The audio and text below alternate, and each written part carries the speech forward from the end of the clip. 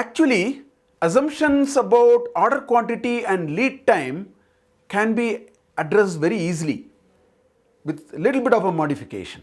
So let's start with the order quantity. Now we calculated a certain EOQ, and the economic order quantity balanced only the cost of carrying with the cost of ordering and found out the best cost. Now if we introduce another variable to say that for different quantities the price itself can change, then all that we need to do is do a calculation for the EOQ and try alternate quantities with different prices. Let's compare it and find out which is the minimum cost, which can help us to actually take the decision that we are interested in. So what we will do is we will take an example to actually see this. Suppose if we assume that if we order a quantity of 500, we will get a 1% discount on the purchase price itself. So let's try to find out what does that mean. We have set up a table here, and you have the EOQ decisions are already here. These calculations are already done, this 8,000 and this 8,000, I am only reproducing this. And since the price of the item is $400, we are buying 10,000 of them. So that would mean the purchase price is 4 million, right? So therefore the total cost of this plan is going to be $4,016,000. So this information is given. This is the information which we want to understand the implication of that. Since we want to make use of 1% discount, our order quantity ought to be 500. So let me put 500 here. And because we are ordering 500 at a time, for the total demand we would have actually made 20 orders in all. At the rate of $200, our cost of ordering, total cost of ordering is going to be $4,000. Okay. Now the carrying cost is 16% of the unit cost. Purchase price has come down from 400, it has become 396 because of 1% discount. Therefore, the 16% of that is going to be 6336. That's going to be the unit carrying cost. Since we are ordering 500, the average inventory is going to be 250. It's no longer 125. Therefore, if you multiply these two, 250 with 63.36, if you multiply these two, you get the cost of carrying inventory, which turns out to be $15,840. The price is also changing. 396, 10,000 times 396. So that's not 4 million anymore. It is 3.96 million. So the total cost is the summation of these two, which happens to be $3,979,840.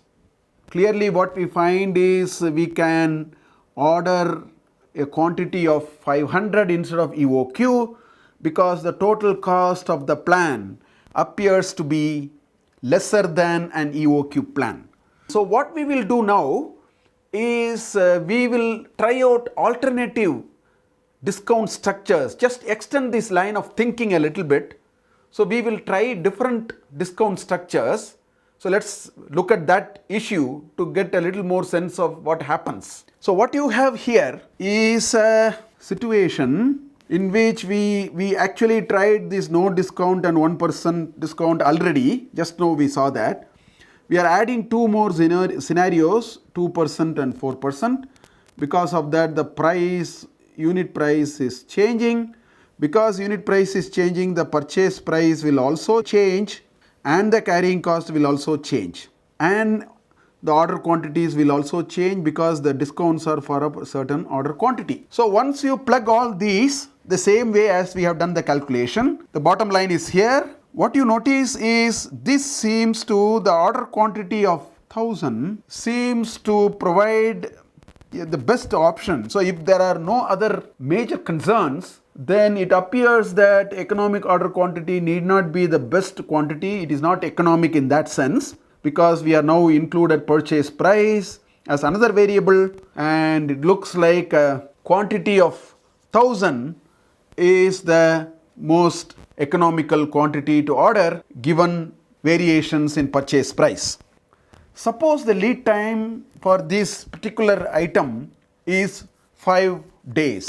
So let's go back to our calculations. Since the annual demand is 10,000, we also have number of working days as 320. So the daily demand is going to be 10,000 over 320, which turns out to be the daily demand for a typical working day is 31.25. So if the lead time is 5 working days, then the demand is going to be 5 times 31.25, which is what this number is. So it is going to be 157. I have just rounded it off to the nearest integer. That's all right. Let's say 157. So what it really means is we need all that we need to do about lead time is simple. We are saying whenever you place an order for EOQ, let's say 250 items, place the order when the stock on hand reaches 157, which is equivalent of 5 days of consumption, and that is anyway the lead time, and this is called the reorder level. And one can graphically look at it. So this is the time axis, this is the quantity axis. So all that we are saying is every time we will place an order of 250, because that is our economic order quantity, or any other preferred order if we do any other calculation of sorts. And all that we are saying is this is the how much question. The when question is when the stock reaches 157, place an order because it takes 5 days for you to get the item.